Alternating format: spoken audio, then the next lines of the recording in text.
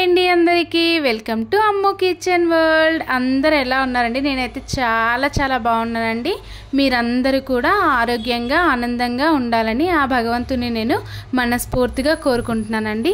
ఈరోజు మన వ్యూయర్స్ కోసం నేను healthy and tasty carrot rice ఏ విధంగా చేసుకోవాలి, అలాగే దానికి కావాల్సిన ఇంగ్రీడియంట్స్ ఏంటో మీకు చూపిద్దామని చెప్పి ఇలా మీ ముందుకు వచ్చానండి. ఈ క్యారెట్ రైస్ అనేది చాలా టేస్టీగా ఉంటుంది, చాలా సింపుల్గా కూడా మనము తయారు చేసుకోవచ్చండి. హెల్త్కి కూడా చాలా మంచిది. మరెందుకంటే ఆలస్యం, వీడియోలోకి వెళ్ళిపోదాము.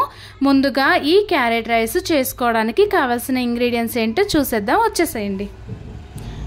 రైస్ని మనము ముందుగానే ఈ విధంగా ఉడికించుకొని పక్కన పెట్టుకోవాలండి.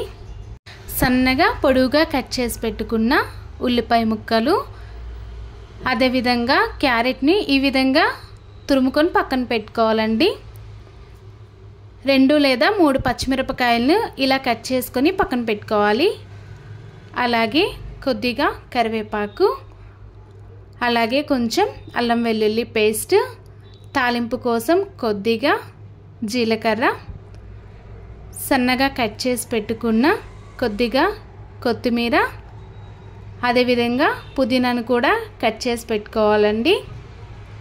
అలాగే టేస్ట్కి తగినంత సాల్ట్, అదేవిధంగా కొద్దిగా గరం మసాలా, అలాగే కొద్దిగా కారం పొడి. ముందుగా ప్యాన్ హీట్ అయిన తర్వాత తగినంత ఆయిల్ని వేసుకోవాలండి. ఆయిల్ హీట్ అయిన తర్వాత దానిలోకి మనము జీలకర్రని వేసుకోవాలి. అదేవిధంగా ఉల్లిపాయలు కూడా కట్ చేసి పెట్టుకున్నాం కదా, వాటిని కూడా వేసుకోవాలండి.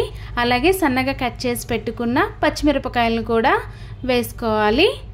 అదేవిధంగా కరివేపాకును కూడా వేసుకోవాలండి. ఇదే టైంలో కట్ చేసి పెట్టుకున్న పుదీనాను కూడా వేసుకోవాలండి. ఇప్పుడు ఈ ఉల్లిపాయ ముక్కలు అనేవి బ్రౌన్ కలర్ వచ్చే వరకు కూడా మనము ఈ విధంగా వేయించుకోవాలండి.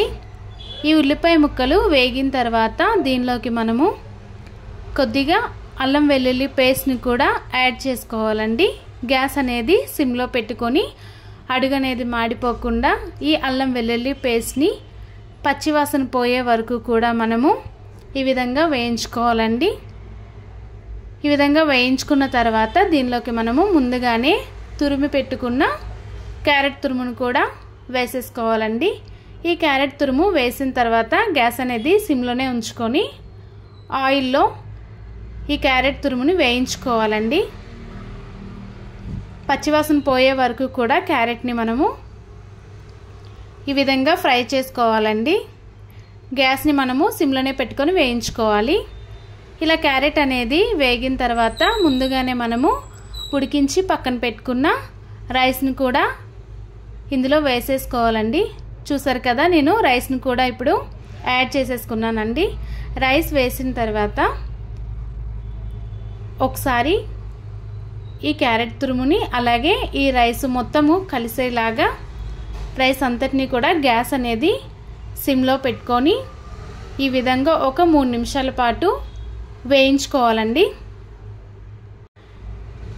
ఈ విధంగా మనము ఒక 3 నిమిషాల పాటు వేయించుకున్న తర్వాత దీనిలోకి మనము మిగతా ఇంగ్రీడియంట్స్ కూడా యాడ్ చేసేసుకుందామండి. ఇక్కడ నేను సాల్ట్ అనేది వేసుకున్నానండి. చూసారు కదా, టేస్ట్కి తగినట్టు వేసుకోవాలండి. అదేవిధంగా కారం కూడా యాడ్ చేసుకోవాలండి. క్యారెట్ అనేది కొంచెం స్వీట్గా ఉంటుంది కనుక కారం మనము కొంచెం ఎక్కువగానే యాడ్ చేసుకోవచ్చండి. కారం అనేది మీ టేస్ట్కి తగినట్లు చెక్ చేసుకొని వేసుకోవాలండి. అలాగే మనము ఇదే టైంలో గరం మసాలాను కూడా వేసేసుకోవాలండి. ఇప్పుడు గరం మసాలా కూడా వేసేసిన తర్వాత రైస్ అనేది ఈ విధంగా ఒకసారి కలుపుకోవాలండి. గ్యాస్ అనేది సిమ్లో పెట్టుకొని కలుపుకోవాలండి. ఈ మసాలా ఇంకా కారం అలాగే సాల్ట్ అనేది మొత్తం రైస్కి అబ్జర్వ్ చేసుకునే వరకు కూడా గ్యాస్ అనేది సిమ్లో పెట్టుకొని రైస్ని అంతటిని కూడా ఒకసారి ఈ విధంగా కలుపుకోవాలండి. గ్యాస్ అనేది సిమ్లోనే పెట్టుకోవాలి.